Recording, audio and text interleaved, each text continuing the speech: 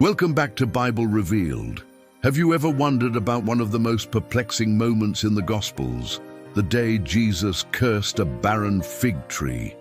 It's a scene that has baffled many, often painted as an out-of-character act of anger. But what if I told you it wasn't about the tree at all? What if it was a profound, living parable, a divine warning about the danger of empty faith? Today, we were going to dig deep into this mysterious event and uncover the hidden message that resonates just as powerfully now as it did 2,000 years ago. This isn't just a story about a plant. It's a story about the human heart and the very nature of true living belief. Stay with us as we unravel this powerful lesson from the master teacher himself. The story begins on the road to Jerusalem during the final momentous week of Jesus' earthly ministry. The air is thick with anticipation and tension. Mark's gospel tells us that Jesus was hungry. In the distance, he spots a fig tree, not just any tree, but one that was in leaf.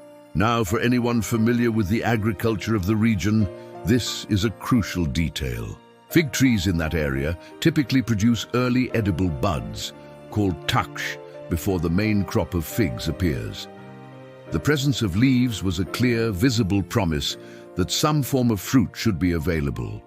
It was an advertisement of life and sustenance. So driven by natural hunger, Jesus approaches it, expecting to find what the leaves promised. But upon arrival, he finds nothing. Absolutely nothing. It was all show, no substance. The leaves were a lie, a facade of fruitfulness with no actual fruit to offer. And then comes the shocking moment. Jesus looks at this deceptive tree and says with a calm, deliberate authority, "May no one ever eat fruit from you again." It's not a shout of rage or a fit of temper. It's a solemn declaration, a judgment. The disciples hear it, and the moment passes. The next day, as they travel the same road, they are stunned. The very same fig tree that was full of life and green leaves just a day before is now withered, dried up from the very roots. Peter, remembering what Jesus had said, points it out, amazed and perhaps a little fearful.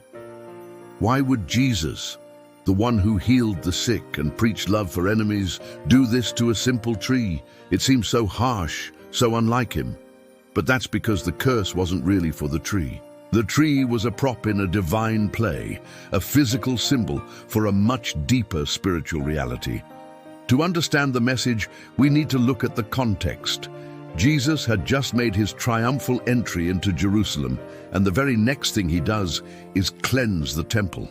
He overturns the tables of the money changers and those selling doves, declaring, "My house shall be called a house of prayer for all nations, but you have made it a den of robbers." Do you see the connection?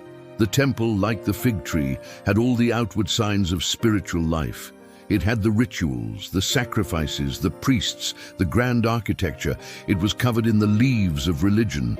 But on the inside, it had become corrupt, barren of true justice, mercy, and genuine worship. It was all external performance with no internal fruit. The cursing of the fig tree was a living, breathing prophecy against the spiritual state of the nation and its religious leadership. It was a visual demonstration of what was about to happen to a system that looked alive but was spiritually dead. This is where the lesson pivots directly to us. The fig tree is a mirror. It represents any person, any church, or any religious system that has the appearance of godliness but denies its power. Think about it. It's easy to put on the leaves of faith, isn't it? We can go to church every Sunday, post inspiring quotes, use all the right Christian language, and look very righteous to the outside world.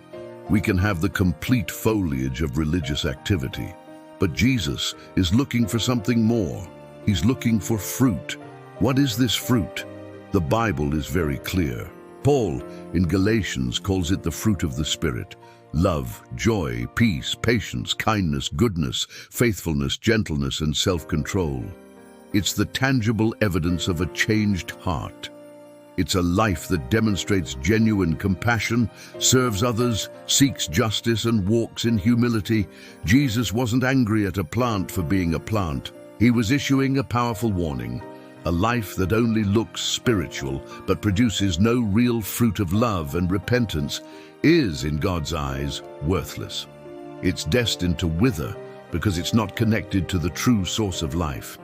But right after this startling event, Jesus doesn't leave his disciples in fear.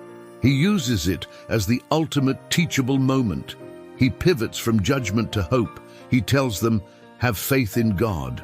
He explains that if they have genuine, unwavering faith, a faith that is not just a hollow display, but a deep, trusting connection with the Father, they will not only be able to move mountains, but will receive what they ask for in prayer. This is the other side of the coin. The curse on the barren tree shows the consequence of empty faith, while the promise of moving mountains shows the incredible power of fruitful faith. He wasn't just condemning the fake, he was inviting them into the real thing. It was a call to awaken from spiritual slumber, to stop just looking the part and start living it. It's a call to cultivate a faith that is active, alive, and productive. So, the story of the cursed fig tree is not about a random act of destruction. It is one of the most practical and searching lessons in the entire Bible. It forces us to ask ourselves, what does my tree look like? Do I just have leaves, or is there actual fruit? Am I so busy with the appearance of faith that I neglect the core of it, a loving, growing relationship with God that transforms me from the inside out? This story isn't meant to make us anxious, but to make us authentic.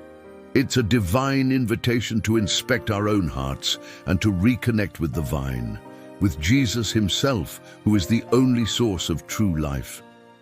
Because in the end, it's not the abundance of our leaves that matters, but the reality of our fruit. Only a fruitful faith, a faith that is real and active, will endure the test of time and stand firm in the end. Thank you so much for joining us on Bible Revealed. We hope this exploration has given you a new perspective on this incredible story. If this message has challenged or encouraged you, please give this video a like and share it with someone who might need to hear it. And don't forget to subscribe and hit that notification bell so you won't miss our next journey into the hidden truths of the Bible. We love digging into these powerful stories with you. Until next time, may your faith be fruitful.